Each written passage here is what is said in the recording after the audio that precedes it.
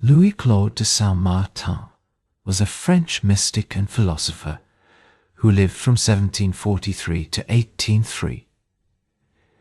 He's often called le philosophe inconnu. The unknown philosopher Saint-Martin believed that the material world is only half of reality, that what we see around us are our everyday physical surroundings are full of fantastic and deceptive images. He insisted that truth lies precisely where we cannot see it. For Saint Martin, each person lives in two worlds, a visible world of matter and a hidden world of spirit. The tragedy, he said, is that we've forgotten the second one. This was the core of his philosophy. We already live in a spiritual realm, we just don't remember. Born into minor nobility in Amboise, France, Saint Martin was groomed for a worldly life. He studied law, he joined the army, but he soon abandoned both paths to pursue mysticism. In his 20s, he became a disciple of Martinez de Pasqually, who practiced ritual initiation with deep spiritual meaning. But eventually, Saint Martin left the secret societies behind. He rejected formal ceremony and instead taught what he called the way of the heart, an inner path of contemplation, love, and humility. He believed that ritual without feeling is empty, that real transformation happens within. His ideas, however, were not welcomed by the leading thinkers of the Enlightenment. Many dismissed his work as obscure. One reviewer called his writing a pyramid covered in hieroglyphs. Voltaire, always sharp-tongued, mocked his book of errors and truth as absurd, obscure, crazy, and stupid. Crazy and stupid. Saint Martin's belief in invisible realms didn't sit well in an age devoted to reason, clarity, and science. As a result, he remained mostly unknown, except in mystical and esoteric circles. At the heart of his thought was the conviction that the senses deceive us. He believed that the sights and sounds of nature are like veils designed not to show us the truth, but to train our souls to seek it beneath the surface. He once said, "All mystics speak the same language, for they come from the same country, despite different symbols or doctrines."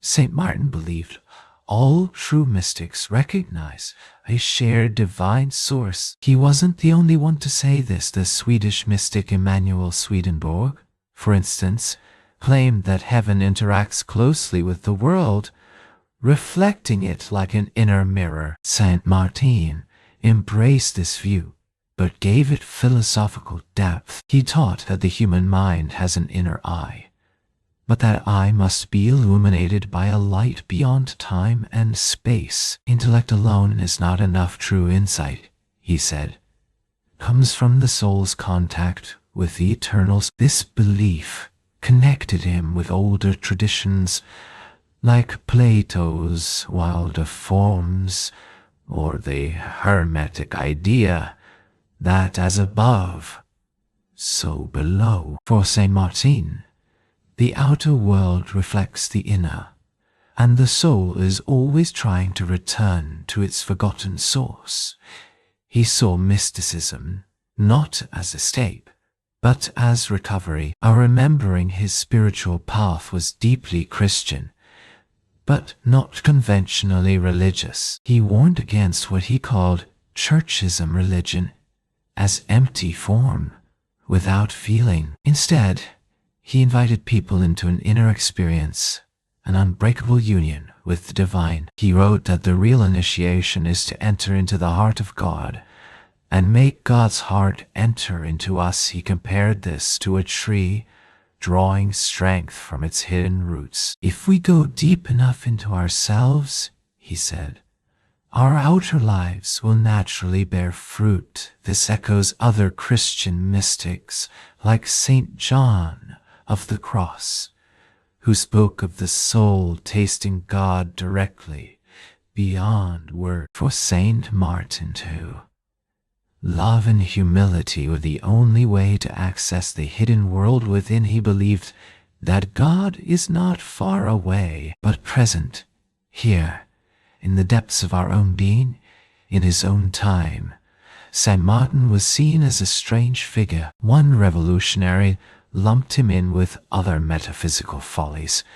His ideas didn't leave much impact on Enlightenment philosophy, but they lived on quietly. His influence appeared in Romantic writers like Joseph de Maistre, Lamartine, and the German mystic Franz von Baader. He became a forerunner of the spiritual reaction against Enlightenment rationalism. In the 19th century, Saint Martin's ideas were picked up by theosophists, mystics, and esoteric thinkers even today.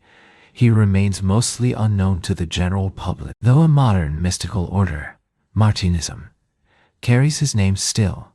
His ideas resonate, especially now in the 21st century, as people turn to mindfulness, meditation, and spiritual experience outside formal religion. Saint Martin's message sounds familiar. His claim that reality is layered, that deeper truths lie beyond what we can measure, echoes in modern psychology, spiritual movements, and even the work of thinkers like Carl Jung, and his words still feel timely. All mystics speak the same language, for they come from the same country. That country, he believed, is the spiritual world within us, not far away, not in the clouds, but always here, beneath the surface of our own hearts. Saint Martin invites us to remember the second world we all inhabit, and to begin the journey not outward, but inward.